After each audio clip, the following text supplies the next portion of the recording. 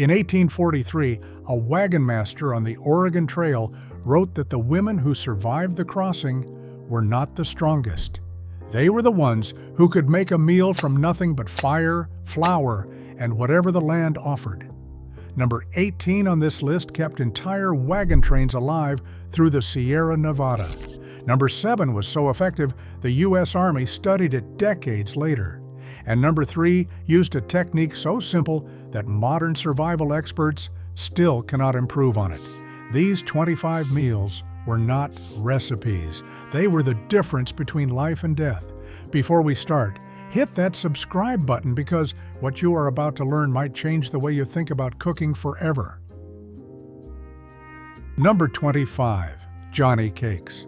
Before there were griddles in every kitchen, pioneer women carried cornmeal in canvas sacks slung across mule packs, knowing it would outlast every other provision on the trail. A fistful of cornmeal mixed with water and a pinch of salt, patted flat, and laid directly onto a hot stone beside the fire. The outside crisped golden, while the inside stayed dense and chewy. A pound of cornmeal cost about 4 cents in the 1840s, and a single pound could produce enough Johnny Cakes to feed a family of 4 for 2 days. Native American women had been making these for centuries, and pioneer women learned the technique quickly because it required no oven, no yeast, and no time they did not have. Children ate them plain. Husbands wrapped them in cloth and carried them into the fields. The beauty of the Johnny Cake was that it asked almost nothing and gave back just enough to keep moving. Modern cornbread cannot match the smoky, charred flavor that only an open flame and a flat stone could produce. Number 24, hardtack and gravy. Hardtack was the bread that refused to die. Baked twice until every drop of moisture was driven out, these thick crackers of flour, water, and salt could last for months without spoiling. They were nearly indestructible and nearly inedible, but pioneer women turned this survival ration into an actual meal. They soaked the hardtack overnight to soften it, then fried the pieces in bacon grease until the edges turned golden. A simple gravy made from pan drippings, flour, and water transformed those jaw-breaking squares into something warm and filling. Soldiers called the dish skilly-gully during the Civil War, but frontier families had been eating it long before that. A barrel of hardtack cost about $3 and could feed a family for weeks. Nothing was wasted, not the fat, not the flour dust at the bottom of the barrel, and certainly not the time of a woman who had already walked 15 miles that day beside a covered wagon. Number 23, venison jerky stew. When a pioneer woman had dried venison, she had insurance against starvation. Jerky could last through winter, sliced thin, and smoked over hickory until it turned dark and leathery. The real skill was turning it back into a meal. She would break the jerky into pieces, drop them into boiling water with wild onions and root vegetables, and let it simmer for hours. The dried meat slowly rehydrated, releasing smoky, concentrated flavor into the broth. Potatoes gave it body. Dried beans stretched it further. By evening, what started as leather strips and water had become a rich, dark stew that could feed an entire family. This stew kept families alive during bitter months when snow buried the trails and hunting was impossible. Number 22, ash cakes.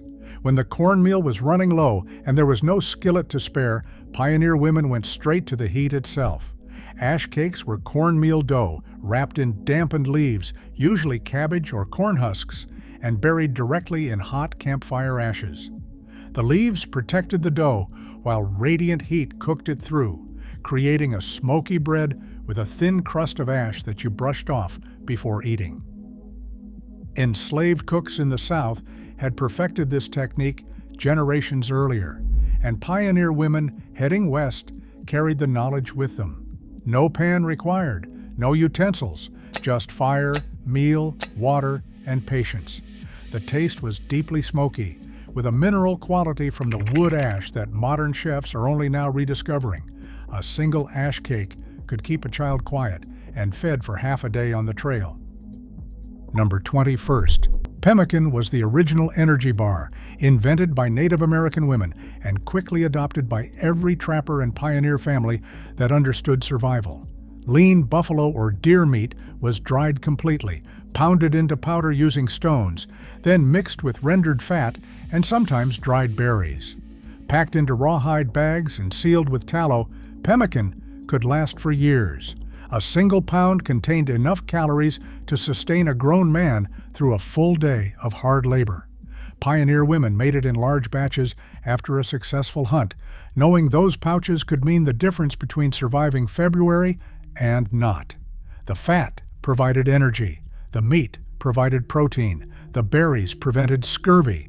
Nutritional scientists have confirmed what frontier women already knew. It is one of the most efficient foods ever created. Number 20.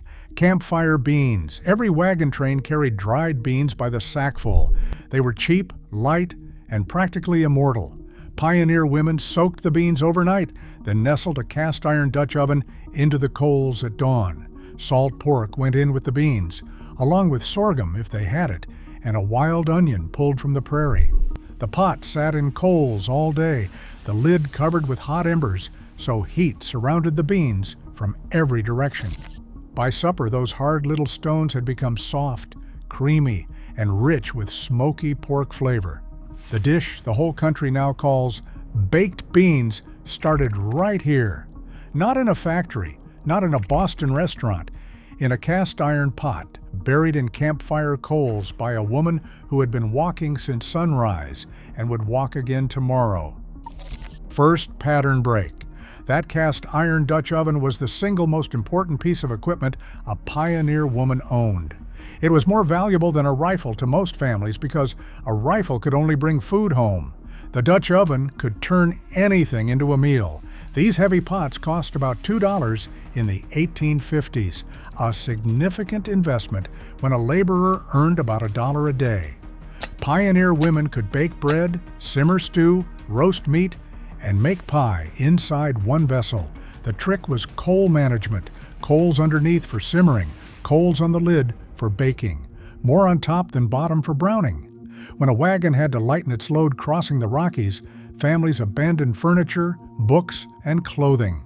But the Dutch oven stayed, always. Number 18. Trail sourdough bread. Sourdough starter was alive, and pioneer women kept it that way through blizzards, river crossings, and desert heat, carrying the bubbling mixture in ceramic crocks wrapped in blankets. Some starters traveled thousands of miles, passed from mother to daughter. Every night on the trail, the woman would mix flour and water into the starter, set aside a portion for tomorrow, and turn the rest into dough. They kneaded it on a flour sack, shaped it into rounds, and baked it in the Dutch oven with coals above and below. The bread was tangy, crusty, and dense enough to sustain a body through a full day of travel. Some families in Alaska still maintain starters that trace back to the 1840s, living history in a jar. Number 17. Fried salt pork and cornbread. Salt pork was the engine that drove the frontier diet. Packed in barrels with coarse salt, pork belly could survive for months. Pioneer women sliced it thin and fried it in its own fat, rendering out enough grease to cook everything else. The leftover drippings went straight into cornbread batter. They baked it in the same skillet, the bottom forming a golden crust from the residual pork fat. A barrel of salt pork cost about $8 and lasted a family nearly 2 months. The combination became so universal, it was essentially the national meal of westward expansion. Every trail, every camp, every homestead, salt pork, and cornbread. It was monotonous. By the third week, children groaned at the sight of it, but it kept people alive when nothing else could. Number 16. Wild green pottage. Pioneer women cooked what the land gave them: dandelion leaves, lamb's quarters, purslane, watercress from creek beds, and young pokeweed shoots before they turned toxic. A mess of wild greens boiled with salt pork became a pottage, thick and nutritious, served over cornbread. The greens provided iron and vitamin C that the steady diet of cornmeal and salt pork could not. Families who ate their greens stayed healthier. Families who refused suffered bleeding gums and the slow creep of scurvy. Pioneer women knew this instinctively. Eat what grows, boil it with fat, feed it to your children, whether they complain or not. Modern foraging culture acts like this is a new discovery. Frontier women were doing it to stay alive. Number 15. Rabbit roasted on a spit. When a husband or son brought back a rabbit, supper was ready in under an hour. Gut it, skin it, skewer it on a green stick, and prop it over the fire between two forked branches. Turn it slowly, basting with its own dripping fat, until the skin turned golden and the meat pulled from the bone. A rabbit weighed about 3 pounds and could feed a small family. Most women stretched it further, catching drippings for gravy. Some stuffed the cavity with wild herbs before roasting. The smell of roasting meat on the open prairie at dusk, after a day of dust and exhaustion, was enough to make a campsite feel like home for one evening. Children gathered around the fire watching the spit turn, the fat hissing as it hit the coals, and for a moment the 1,000 miles behind and ahead did not matter. Number 14. Hoe cakes with sorghum syrup. The hoe cake earned its name honestly. Pioneers literally cooked cornmeal batter on the flat blade of a garden hoe held over the fire. Mix cornmeal with water and salt, then slap it onto any hot surface. Cook until the bottom sets, flip once, and eat it hot. With sorghum syrup drizzled on top, a hoe cake became something close to a treat. A gallon of sorghum cost about 50 cents and lasted weeks. The dark, earthy sweetness paired perfectly with the plain corn cake.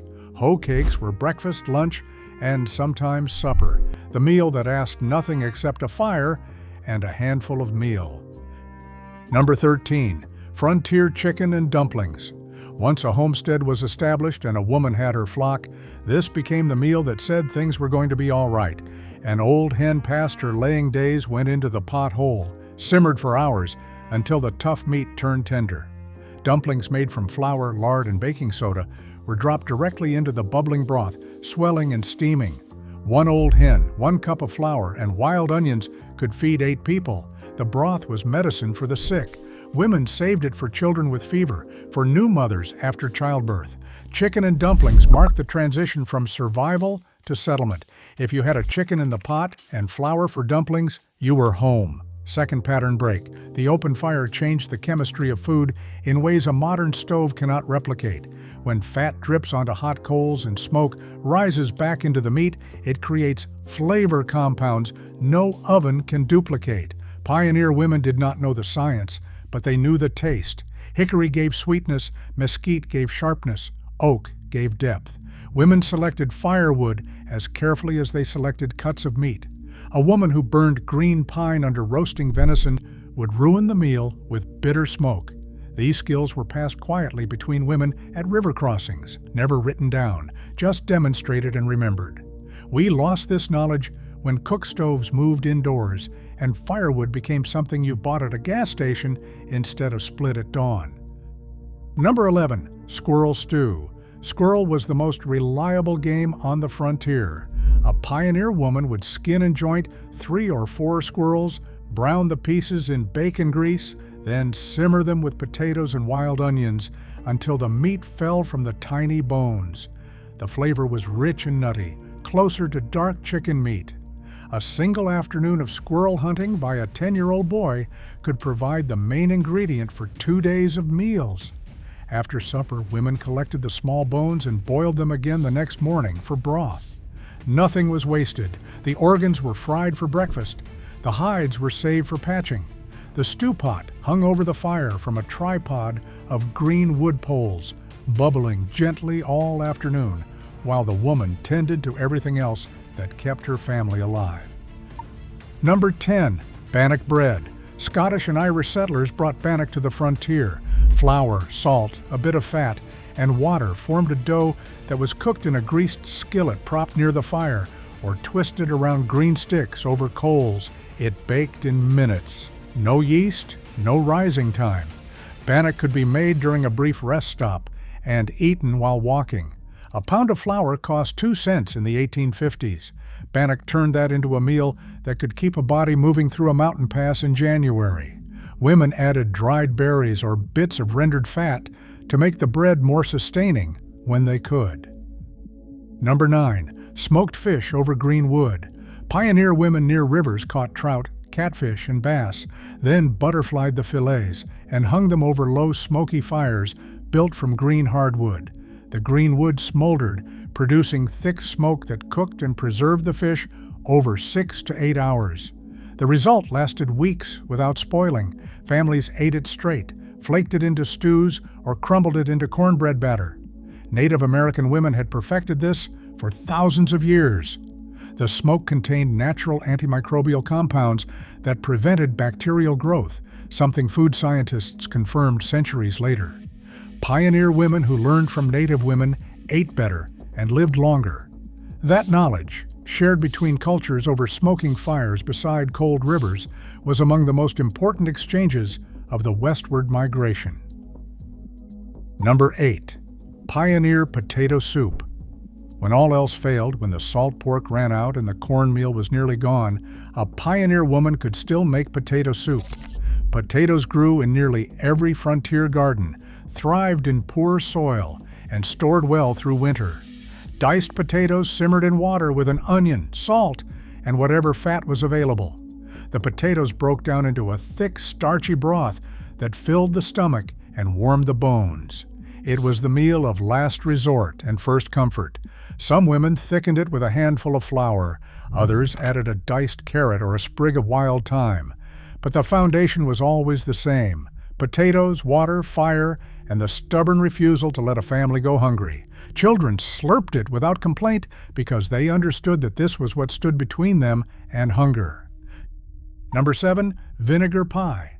When fruit was unavailable, pioneer women made pie from apple cider vinegar, water, flour, an egg, and whatever sweetener they could find. The vinegar provided tartness that mimicked fruit, and the egg and flour created a custard-like filling that baked up golden.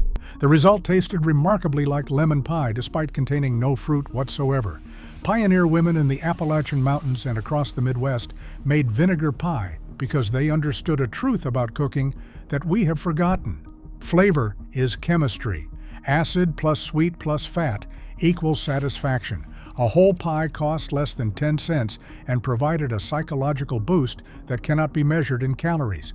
After weeks of salt pork and cornbread, a slice of vinegar pie made a dirt floor cabin feel like a dining room.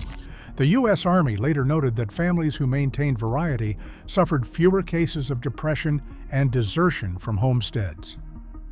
Number 6. Buffalo tongue roasted over coals. When herds still thundered across the Great Plains, the tongue was the prized cut. Roasted slowly over hardwood coals, it was turned frequently until the outer skin blistered and peeled away to reveal richly marbled meat beneath. A single tongue weighed 8 to 12 pounds and could feed a dozen people. The flavor was deeper than beef, almost sweet, with a texture that melted against the teeth. Women seasoned it with nothing more than salt and perhaps wild sage. In the 1840s and 1850s, some trading posts sold smoked buffalo tongue as a delicacy shipped east to restaurants in St. Louis and Chicago. But on the trail, it was simply the best meal the prairie could offer. By the 1880s, the great herds were nearly gone, and with them vanished the meal that had sustained both native peoples and pioneer families for generations. Number 5. Corn dodgers. Corn dodgers were Johnny Cake's tougher cousin, stiffer dough, shaped into small, oblong lumps, baked in ashes or fried in deep fat. They were designed to travel. A pioneer woman made a batch in the morning, and her family ate them cold throughout the day without stopping the wagon. Dense and almost gritty, each dodger packed enough calories to keep a body working.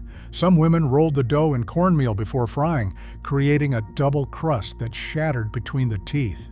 Others added a spoonful of cracklings, the crispy bits left after rendering lard, for flavor and extra fat. Corn dodgers were not delicious. They were functional, and on the frontier, functional meant alive. Number 4. dried apple stack cake. This was the celebration cake of the Appalachian frontier. Because sugar and butter were luxuries, a bride's wedding cake was made communally. Each invited woman baked one thin layer and brought it to the celebration. The layers were stacked with dried apple filling, cooked with sorghum and spices, cinnamon, allspice, and sometimes ginger. A well-attended wedding produced a cake 12 layers high. The assembled cake sat for days, allowing moisture from the filling to soften the dry layers into something tender. The number of layers measured the bride's standing in the community. A 3-layer cake meant hard times or few friends. A 12-layer cake meant the whole hollow had shown up. Pioneer women dried apples in autumn, slicing them thin and stringing them on thread above the fireplace. Those dried rings lasted through winter and became the filling that held a community's affection together between thin layers of sorghum-sweetened dough. Third pattern break. Here is the truth about frontier cooking that romanticized history books leave out. Pioneer women cooked in conditions that would shut down a modern restaurant. No running water, no temperature control. A woman cooked while pregnant, while sick, while grieving children lost to disease on the trail. She cooked in rain, snow, and blistering heat with no shade. 3 times a day, every day, with no days off. The meals on this list were not quaint adventures. They were acts of endurance by women who knew that if they stopped cooking, their families stopped eating. History credits the men who held the reins and rifles. The women held the spoons, and the spoons kept everyone alive. Number 2, pozole with foraged chilies. In the Southwest, pioneer women learned to make pozole from dried hominy corn treated with lime. Hominy was light, kept indefinitely, and swelled to 3 times its size when cooked. Women simmered it with pork or venison and seasoned it with dried red chilies. The lime treatment, nixtamalization, made the corn far more nutritious, unlocking niacin that prevented pellagra. Native women had understood this chemistry for thousands of years. Pioneer women who adopted the technique survived the desert. Those who refused often did not. Pozole was borrowed wisdom that meant life. Number 1. Biscuits baked in a Dutch oven over campfire coals. If one meal defines the pioneer experience, it is the biscuit, not the pale things from a cardboard tube. Real biscuits, flour, lard, buttermilk, and a pinch of saleratus. A pioneer woman could make them in 15 minutes because she made them every single day. She cut lard into flour with her fingers, added liquid, patted the dough flat, cut rounds with a tin cup, and nestled them into a greased Dutch oven, coals underneath and coals on the lid. In 12 minutes they emerged golden, risen, steaming, impossibly tender, with a crisp bottom from the hot iron. Biscuits were breakfast with gravy, supper sopped in bean broth, the trail snack tucked into a pocket at dawn. A sack of flour cost $2 and produced biscuits for a month. Lard came from every pig slaughtered, buttermilk from the churn. The cost was nothing. The skill was everything. A woman who produced perfect biscuits over an open fire every time, under any conditions, was the backbone of her family. Those biscuits held the whole frontier together, one golden round at a time. Try one of these this week, the campfire beans, the bannock bread, or the vinegar pie. Then come back and tell me your great-great-grandmother did not know something we forgot. Share which one you are going to try in the comments. These were not just meals, they were survival, cooked over fires that have long gone cold. Now you know what they knew.